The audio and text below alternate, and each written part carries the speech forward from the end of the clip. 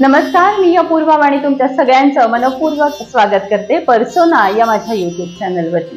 सध्या माझीच मी ही मालिका आपण सगळे बघता आहात आणि या मालिकेमध्ये प्रत्येक मैत्रीण वेगळं काहीतरी करते आहे. आज आपण जिची ओळख करून घेणार आहोत ती माझी मैत्रीण खरं तर एका शैक्षणिक संस्थेमध्ये काम करत होती. शिक्षिका म्हणून काम, ऍडमिनिस्ट्रेशन म्हणून काम, तब्बल 25 वर्षांपेक्षा जास्त असा अनुभव तिच्या गाठीशी. हे करत असताना एक ट्विस्ट आयुष्यामध्ये आला.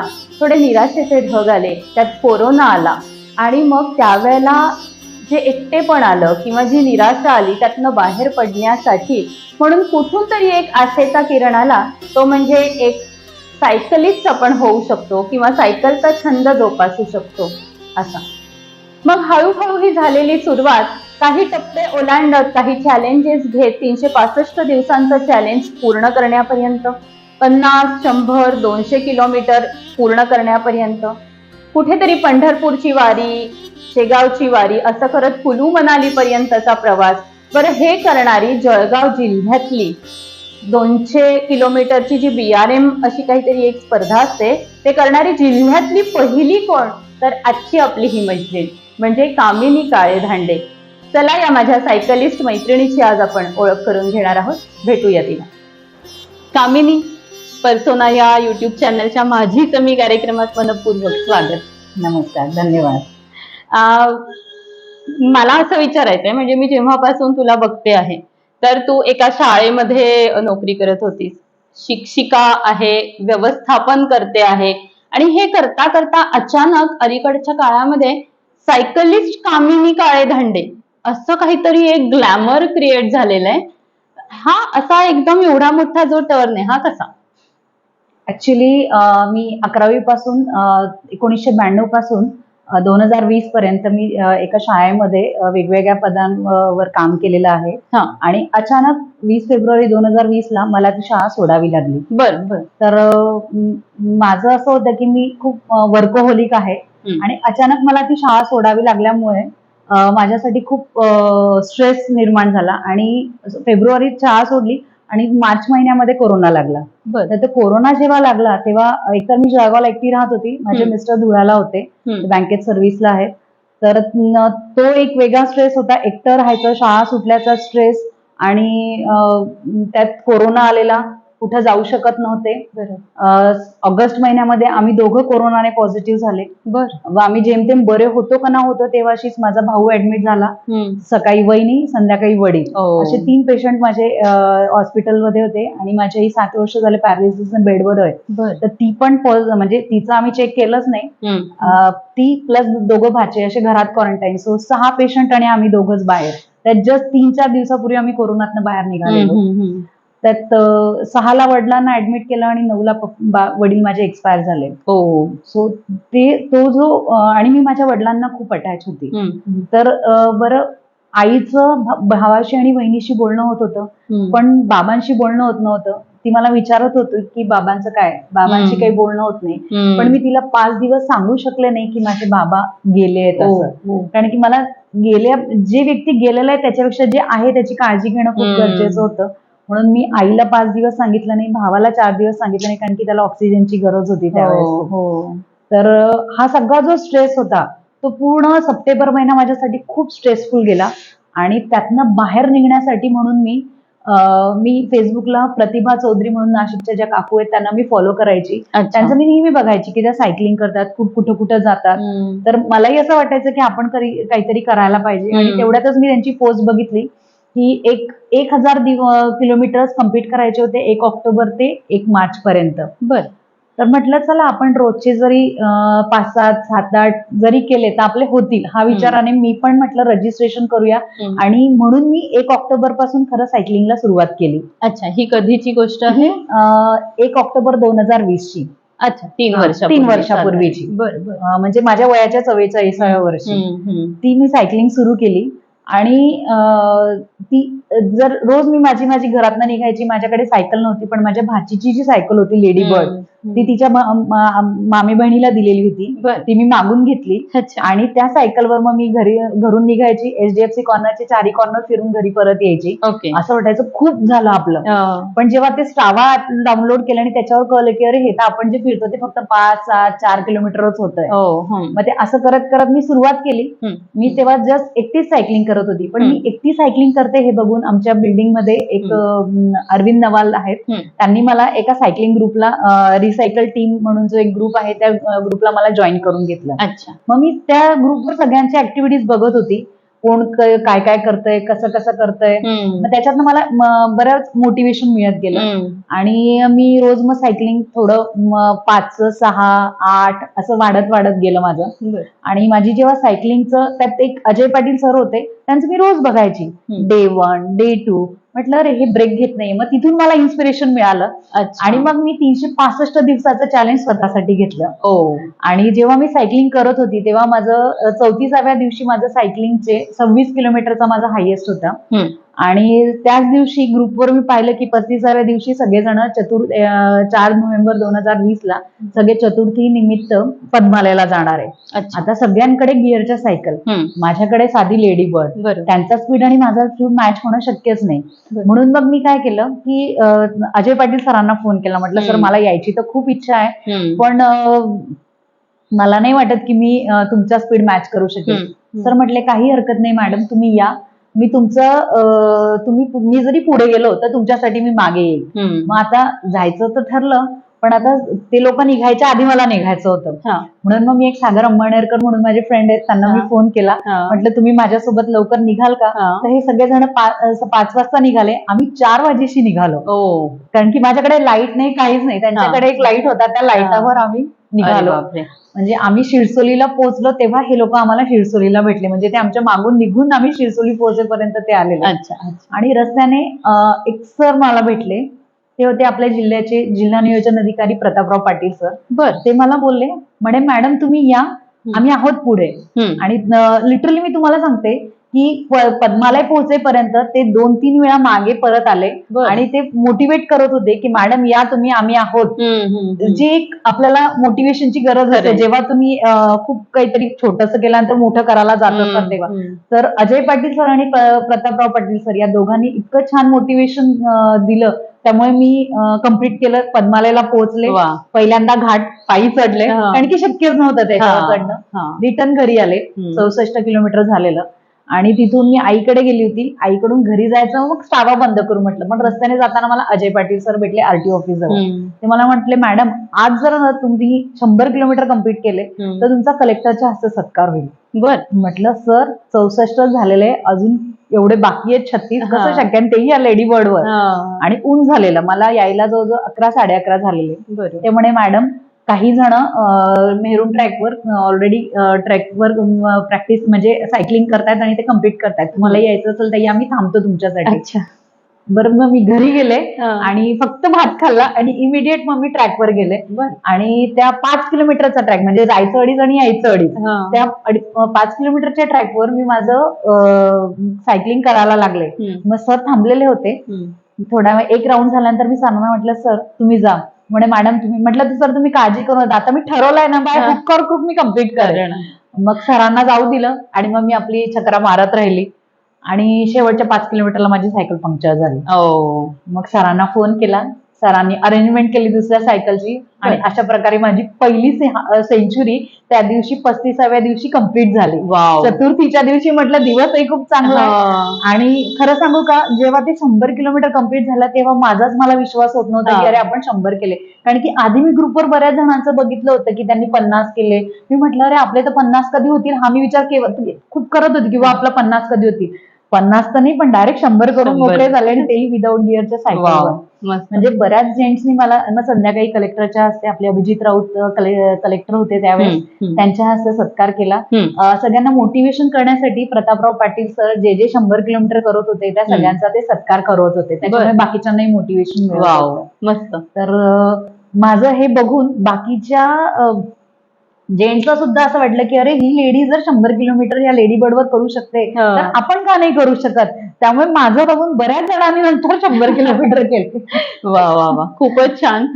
एकंदरीत एका खूप कठीण प्रसंगानंतर आलेली काय म्हणूया, निराशा म्हणूया किंवा खूप असं स्ट्रेस होता, त्या बरोबर. स्ट्रेस मधनं रिलीफ म्हणून सायकलिंग करावं असं Yes. वाटलं, हो ना? नक्कीच. मी खरं सांगायचं तर स्ट्रेस मधनं बाहेर निघण्यासाठीच म्हणून सायकलिंग सुरू केलेली हम्म. आणि 1 ऑक्टोबरला सुरू केलेली सायकलिंग मग ती गिअरची सायकल घेण्याचा मोह झाला. हा. त्यातच आम्हाला नोव्हेंबर मध्ये कळलं की BRM असतात, हा. जे फ्रान्स ऑडेक्स क्लब तर्फे BRM अरेंज केले जातात, ज्याच्यात 200, 300, 400 आणि 600 किलोमीटरच्या BRM असतात, हम्म. की ज्या दिलेल्या वेळेत कम्प्लीट करायच्या असतात आणि सेल्फ सपोर्टिंग राईड असतात. बर. जसं की 200 किलोमीटर तुम्हाला 13.5 तासात कम्प्लीट करायची असते. नंतर 300 किलोमीटर जी आहे ती 27 तासात कम्प्लीट करायची असते. हा. 400 किलोमीटर 27 तासात आणि 600 किलोमीटर साधारण 40 तासात कम्प्लीट करायची असते. बर. मग आता सगळेजण जळगावचे जर BRM ला जायला लागले, मग मलाही असं वाटलं की यार आपण का नाही BRM मध्ये पार्टिसिपेट करायचं. पण मग त्याच्यासाठी गिअरची सायकल पाहिजे. मग त्यावेळेस एकतर कोरोना पिरियडमुळे सगळेजण दुसरं काही काम नाही म्हणून मग सायकलिंग बऱ्यापैकी करायला लागले होते. त्यामुळे त्या पिरियडमध्ये सायकलचा इतका तुटवडा होता की मला जशी सायकल पाहिजे होती ती सायकल मिळतच नव्हती. बर.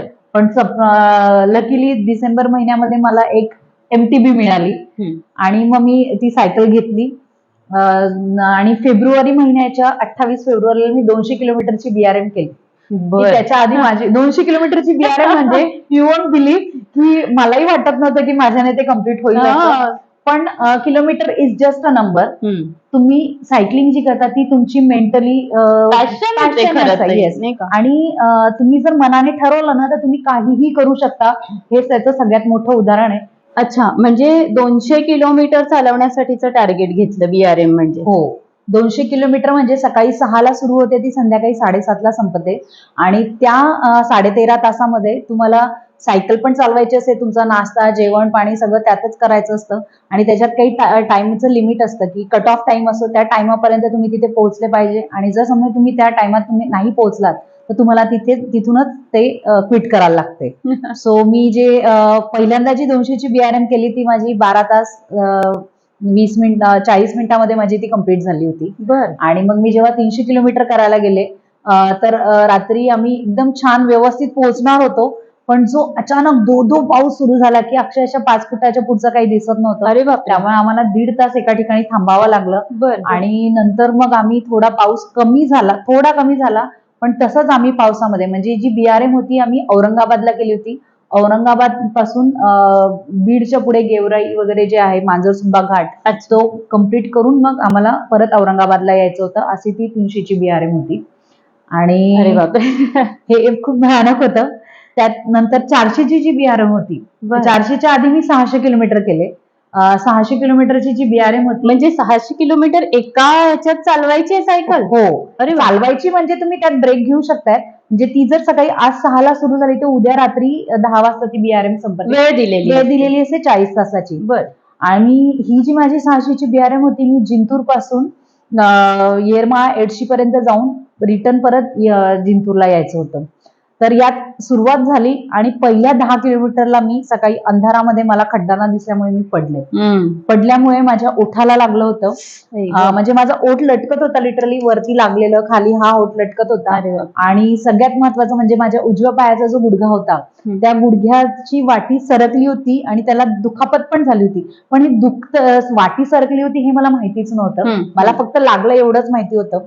त्यात माझी सायकल नवीन जरी होती तरी ती सायकल खराब झाली. तिचा पुढचा गिअर जो होता तो सेकंड वर फर्स्ट वर येत नव्हता, जो तुम्हाला चढायला लागतो.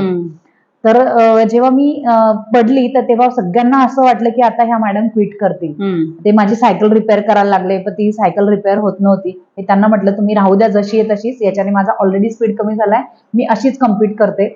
आणि पहिले 10ला पडल्यानंतरही मी लिटरली तुम्हाला सांगते 590 किलोमीटर रात्री 1 मिनिटही झोप न घेता 2 दिवस 1 रात्र मी अख्खी सायकलिंग केली आणि 38 तास 20 मिनिटांमध्ये ती सायकलिंग कम्प्लीट केली. Oh my God. माझ्यासोबतचे जे को सायकलिस्ट होते ते मला लिटरली म्हणायला लागले, मॅडम आम्ही जर तुमच्या जागी असतो तर आम्ही क्विट केलं असतं. मी त्यांना म्हटलं मी क्विट करायला आलेलीच नाहीये म्हटलं. म्हणजे ह्यातनं मला एकच सांगायचं की बुवा तुम्ही जर ठरवलं तर तुम्ही काहीही करू शकताय. वाव. आल्यानंतर कळलं, डॉक्टरांना दाखवलं, त्यामुळे तुमची गुडघ्याची वाटी सरकलेली आहे. अरे बापरे. आता टेन्शन आलं, कारण की कसं असतं की 1 नोव्हेंबर ते 31 ऑक्टोबर पर्यंतच तुम्हाला ह्या 4 राईड कम्प्लीट करायच्या असतात. आणि जर त्या 4ही राईड कम्प्लीट केल्या तर तुम्हाला सुपर रॅन्डोनियर हे टायटल मिळतं. हे सायकलिंग मधलं टायटल आहे, किताब असतो सुपर रॅन्डोनियरचा. तर आता 600 किलोमीटर झाली आहे, 400 300 झाली, 200 झाली, राहिली फक्त 400. आणि मला 1 महिन्या जवळजवळ 20-25 दिवसानंतर मला 400 किलोमीटर करायला जायचं होतं. डॉक्टरांना दाखवलं. मला वाटलं आता हे मला म्हणतील की तुम्ही मॅडम सायकलिंग बंद करा. मग त्यांनी मला सांगितलं, मॅडम तुम्हाला जायचं तर जा, मी तुम्हाला ती वाटी सेट करून देईल, त्याला क्रेपिंग करून देईल, आणि मग तुम्ही फक्त त्याला पाण्यात ओलं करू नका. मग अशा प्रकारे मी गेली 400च्या राईडला. पहिले 300 किलोमीटर जे होते, सकाळी 6 वाजेपासून रात्री 12 वाजेपर्यंत आमचे 300 किलोमीटर झाले. आणि रात्री 12 वाजता अचानक इतक्या जोरात पाऊस सुरू झाला की म्हणजे लिटरली ह्याही वेळेस तसंच झालं की पुढचं काही दिसत नव्हतं. पण मागचा जो 300चा एक्सपिरियन्स होता की आपण त्यात थांबायचं नाही, पाऊस जरी चालू असेल तर थांबायचं नाही, म्हणून आम्ही 3 लेडीज आणि 2 मुलं आम्ही कंटिन्यू सायकलिंग सुरू ठेवली. मग मानवत रोड जे जिंतूरकडे जाण्याचा जो रस्ता होता, त्यात मानवत रोड ते सेलू, माझ्याबरोबर जे होते त्यांना झोप लागत होती, आणि झोप लागत असल्यामुळे त्यांचा स्पीड कमी झाला आणि माझा स्पीड, मला आरशातनं ते मागे येताना दिसत होते. पण काही वेळ असं झालं की ते 50, 100, 200 मीटर करत करत ते कधी माझ्या 5 किलोमीटर मागे पडले ते मलाही कळलं नाही. आणि अशा याच्यामध्ये मानवत रोड ते सेलू, मी सिंगल रोड होता, त्या सिंगल रोडवर पूर्ण एकटीने राईड केली. सेंटरच्या व्हाईट लाईनवर माझं लाईट होता त्यामुळे टेन्शन नव्हतं. सेंटरच्या व्हाईट लाईनवर चालवत होते. रस्त्याने जाताना साप काय बघितले, अजगर काय बघितलं. आणि तुम्हाला खरं सांगते, त्या 20 किलोमीटर मध्ये एक घर नाही, एक दुकान नाही, का एखादा लाईट नाही, का एखादी गाडी पास झाली असेल. म्हणजे तेव्हा असं मला माहिती की ते मला कुठून मिळालं, पण ते बस एक तो नशा सवार झालेला होता की आपल्याला हे कम्प्लीट करायचं आहे. मग मी सेलू गाव आलं आणि मग तिथे थांबली. तेव्हा मागून माझे सायकलिस्ट फ्रेंड झाले आणि मग नंतर पुढचा मी प्रवास कम्प्लीट केला. अशा प्रकारे माझी जी SRची जी राईड होती ती खूप जास्त मेमोरेबल होती. वाव. म्हणजे मला हे सगळं ऐकतानाच असं वाटतं आहे ना की अरे हे सगळं माझ्या डोळ्यासमोर चित्र येत होतं आता. आणि एक सहज स्ट्रेस रिलीफ व्हावा म्हणून आपण सायकलिंग करून बघावं, असा सुरू झालेला सायकलिंगचा प्रवास ह्या एवढ्या टप्प्यांवरती पुढे येतो आहे आणि पॅशन म्हणून पुढे आलेला आहे. तर मला खरं तर सांगू का, मला आत्ताही ते असं जाणवतंय सगळं, तो ऑरा आणि ते मस्त माहोल असेल त्यावेळेला. मी असं काहीतरी ऐकलंय की आता सायकल महाराष्ट्रात तर खूप झाली, पण खूप साऱ्या सेंच्युरीज केल्या आहेत, आणि पुन्हा कुलू मनालीला काहीतरी सायकलवर गेलात म्हणे. बरोबर, मग ते सांगा ना. माझ्या आतापर्यंत, म्हणजे मी 1 ऑक्टोबर 2020 पासून आतापर्यंत माझ्या जवळजवळ 249 हाफ सेंच्युरीज झालेल्या आहेत. 50 सेंच्युरीज झालेल्या आहेत. आणि बाकीचे तर मग खूप आहेत रेग्युलर रुटीनचे जे आहेत. या सायकलिंग जेव्हा मी, म्हणजे आतापर्यंत जवळजवळ 31,732 दिवसात 31,500 किलोमीटरच्या वर माझा सायकलिंगचा प्रवास झालेला आहे. वाह, मस्त. आणि ह्यात मी जळगाव ते शेगाव, शेगाव ते जळगाव, जळगाववरून मी अजिंठा केलेला आहे. पंढरपूर. पंढरपूर, माझ्या पंढरपूरच्या वाऱ्या झाल्या. एक नाशिक ते पंढरपूर आणि जळगाव ते पंढरपूर, आम्ही 3-3 दिवसामध्ये ह्या वारी कम्प्लीट केली आहे. आणि तुम्ही जसं आता म्हटल्या कुल्लू मनाली, तर मनाली टू लेह लडाख खारदुंगला जो जगातला हायेस्ट मोटरेबल रोड आहे, ती राईड आम्ही मागच्या वर्षी केली. मी त्यात आम्ही 75 सायकलिस्ट होतो. आणि तिथला थ्रिलिंग एक्सपिरियन्स होता.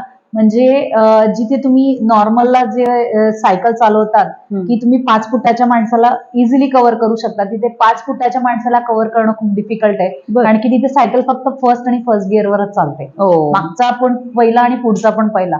खूप स्लो स्पीडने तुम्हाला चालायला लागतं. म्हणजे मी जेव्हा जळगावला 50 किलोमीटर करते तेव्हा जे एलिव्हेशन असतं ते साधारण 300-250 असं येतं. पण जेव्हा मी मनालीला सायकलिंग केली तेव्हा पहिल्या दिवशीचं जे किलोमीटर होते 45 किलोमीटर, त्याला 1800 मीटरचं एलिव्हेशन होतं. म्हणजे यू वोंट बिलीव्ह की जेव्हा एक राईड चढायचं आणि तिथे थांबायचं, एक चढली की परत दुसऱ्या टर्नला चढायचं, असं करत करत आम्ही ती राईड कम्प्लीट केली आहे. आणि जसं आपण लेह लडाखला जातो तिथे ऑक्सिजनची कमी असते. तिथे डेब्रिंगला माझ्या म्हणजे रूम मध्ये सगळ्यांच्या याच्यावर ऑक्सिमीटरवर ऑक्सिजन दाखवायचं, माझ्या कुठलंही बोटाला लावलं तर माझं ऑक्सिजन दाखवत नव्हतं. सो दॅट वॉज रिअली खूप म्हणजे तो क्षणच खूप वेगळा होता की जिथे सगळ्यांना खूप टेन्शन आलेलं की आता करायचं काय. मग त्यावेळेस मी डायमॉक्सची गोळी घेतली, ऑक्सिजनचं सिलेंडर होतं ते पंप केलं आणि नंतर 8 ते 10 तास तिथून 1 सेकंद पण हल्ली नाही. मग दुसऱ्या दिवसापासून मी राईड केले नाही, पण तो एक्सपिरियन्स खूप छान होता. म्हणजे 7-8 दिवस कंटिन्युअस सायकलिंग केल्यानंतर मग शेवटी खूपच थ्रिलिंग आहे हे सगळं. सामान्य माणसाला हे सगळं करणं शक्य आहे का असा प्रश्न पडल्यानंतर जर कामिनीकडे बघितलं तर हो, हे सहज शक्य आहे, फक्त मनामध्ये इच्छा असायला पाहिजे, नाही का? बरोबर. आणि मग तिथनं आता ह्या एवढ्या 3 वर्षांच्या काळामध्ये जी सायकलिंग सुरू आहेत, एवढ्या अचिव्हमेंट्स झालेल्या आहेत, मला थोडं वेगळ्या प्रश्नाकडे आणायचं आहे. एक म्हणजे महिलांना स्ट्रेसचा एक पिरियड असतो जनरली. 40 नंतर थोडंसं एकटेपणा येतो, कामं कमी झालेली असतात. तर त्या काळामध्ये महिलांनी तुझ्यासारखं सायकलिंग करावं का? आणि इथे जो ग्रुप तयार झाला आहे सायकलिस्ट असोसिएशनच्या माध्यमातून, म्हणजे महिलांची वुमन विंग आहे है ना? हो. तर त्याच्याही बद्दल सांग ना. आपण बरोबर बोललात. जसं वयाच्या 40 नंतर साधारण लेडीजच्या याच्यात बरेचसे प्रॉब्लेम सुरू होतात.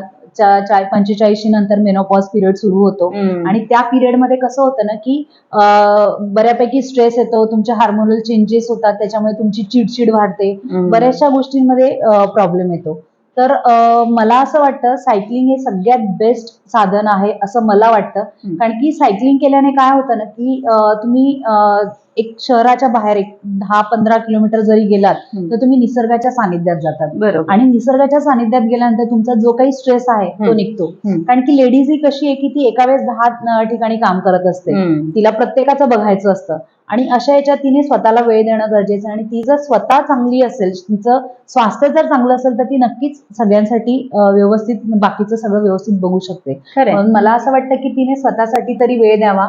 ऍटलिस्ट भरपूर जण सगळ्या गोष्टी करतात, म्हणजे कोणी रनिंग करतं, सायकलिंग वॉकिंग करतं, प्राणायाम कुठला तरी एक्सरसाइज असला पाहिजे किंवा एखादा छंद जोपासायला पाहिजे ना. त्यात सायकल हे चांगलं माध्यम आहे. येस. आणखीन त्याचे खरं तर 2-3 बेनिफिट आहेत. म्हणजे तुम्हाला तर सगळ्यांना माहितीये, पण आपण आपल्या प्रेक्षकांना सांगू शकतो की सायकलसाठी कुठलाही वेगळा पैसा खर्च करावा लागत नाही.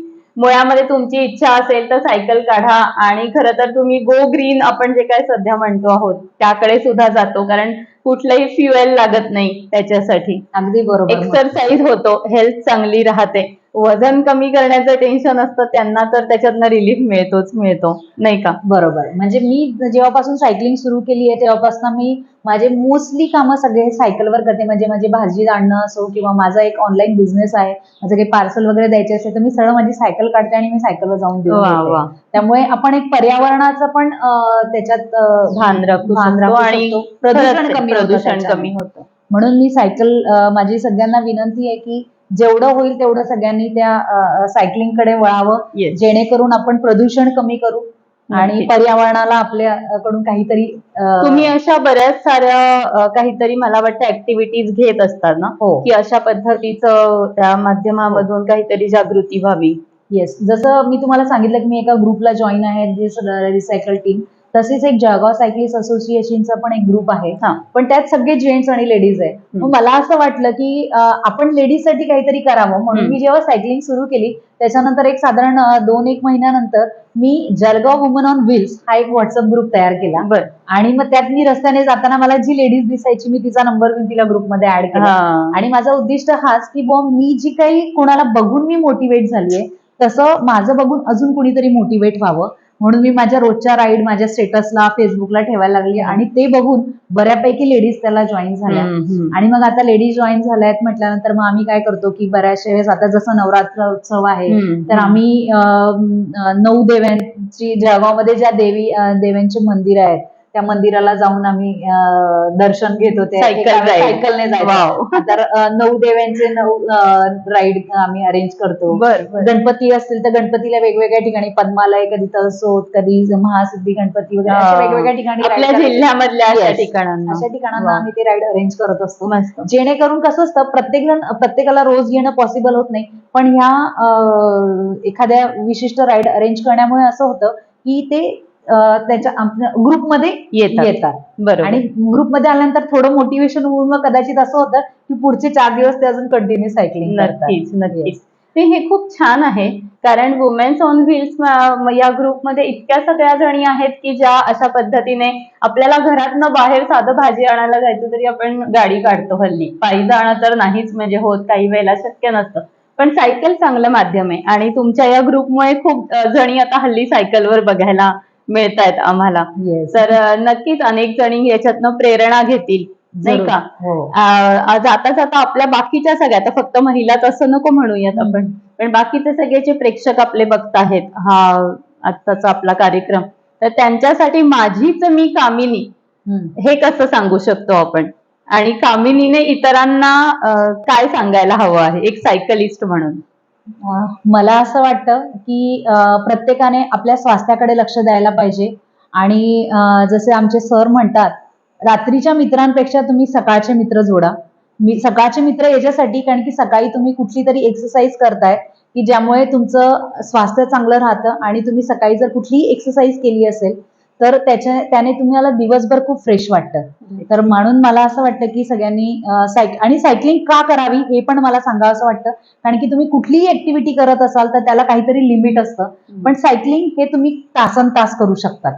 हे सगळ्यात महत्वाचा पॉइंट आहे, कारण की रनिंग वॉकिंग मध्ये तुम्ही काहीतरी तासानंतर तुम्हाला त्याचा कंटाळा येईल, पण सायकलिंगचं तसं नाही, तुम्ही तासन तास आणि खूप लांब पर्यंत ते डिस्टन्स कव्हर करू शकतात. तर आणि यामुळे आपण पर्यावरणाच्याही खूप जवळ, म्हणजे पर्यावरणाच्याही जवळ जातो आणि प्रदूषणही टाळतं. खरंय. म्हणून मला असं वाटतं सगळ्यांनी सायकलिंग करायला पाहिजे आणि स्वतःची काळजी घ्यायला पाहिजे, जशी तू घेतली आहे. नक्कीच. माझीच मी म्हणत, कामिनी काळे धांडे या माझ्या मैत्रिणीने एक वेगळीच स्वतःमध्ये बदल घडवले. अकॅडमिक्स करत असताना, एज्युकेशनल फील्डमध्ये काम करत असताना, ऍडमिनिस्ट्रेशन सांभाळत 28 वर्ष, आणि त्यानंतर अचानक आलेल्या निराशा, कोरोनाच्या पिरियडमध्ये त्यातनं एक ट्विस्ट आयुष्याला मिळाला, आणि त्या ट्विस्टची परिणिती अशी की सायकलिस्ट कामिनी काळे धांडे ही आज चमकते आहे. जळगावमध्ये सायकलिस्ट कोण महिला म्हटल्यानंतर पहिलं नाव कामिनीचं येतं आहे, आणि मला असं वाटतं खूप चांगला दिशादर्शक आणि प्रेरणादायी असा हा प्रवास आहे. तर पुढच्या सगळ्या प्रवासासाठी अशा खूप साऱ्या अचिव्हमेंट्स हो यासाठी शुभेच्छा देते, आणि आपण थांबूयात. धन्यवाद.